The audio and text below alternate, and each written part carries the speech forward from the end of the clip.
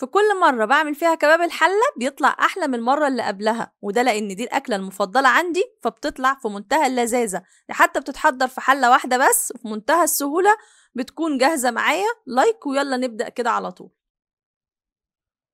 النهاردة استخدمت لحمة ملبسة، يعني مش كلها حمراء، دي بتكون دسمة وحلوة قوي وبتدي طعم حلو للصوص اللي عندي.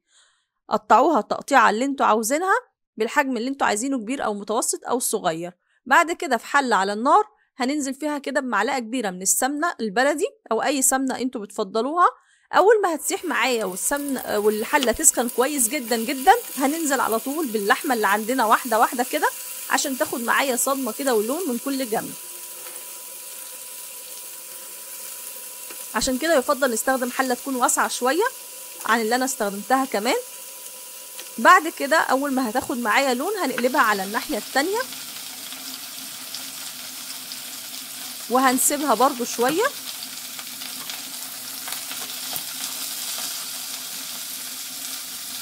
تعالوا دلوقتي نحضر البصل بتاعنا. أنا استخدمت 4 بصلات، ممكن نستخدم أكتر، ممكن 5 أو 6 حسب حجم البصل، وبقطعه مكعبات كده، يعني مربعات صغيرة كده أو أي تقطيعة. هقطع البصل اللي عندي علشان ننزل بيه دلوقتي على اللحمة بتاعتنا بعد ما اتشوحت كده وخدت معانا لون حلو. لسه ما ضفتش بهارات ولا أي حاجة خالص، نزلت بالبصل. هندي تقليبة وتعالوا نحضر باقي الحاجات اللي عندنا.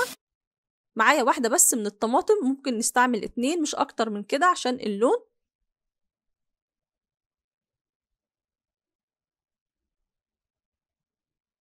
واحدة من الفلفل الرومي الأخضر، وواحدة من الفلفل الشطة، مش هكتر عن كده. طبعا برضو حسب الكمية بتاع اللحمة اللي احنا مستخدمينها بنزود أو بنقلل. فلفل شطة وده اختياري، وبقطعه قطع صغيرة بالشكل ده. وبعد كده هننزل بيه على اللحمة والبصل اللي عندنا.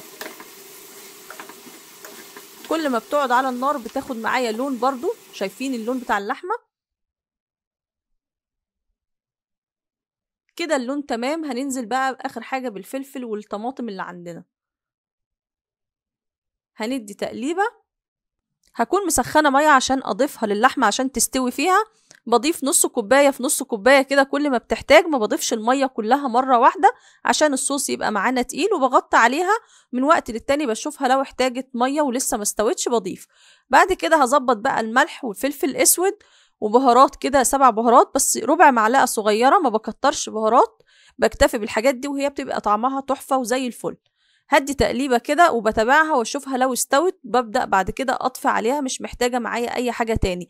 اما لو انتوا حابين تعملوها طاجن، بتنزلوها في طاجن وتدخلوها تحت الشواية تاخد لون، وبعد كده بنخرجها من الفرن على طول. ده كان شكلها بعد ما نزلتها كده في طبق التقديم.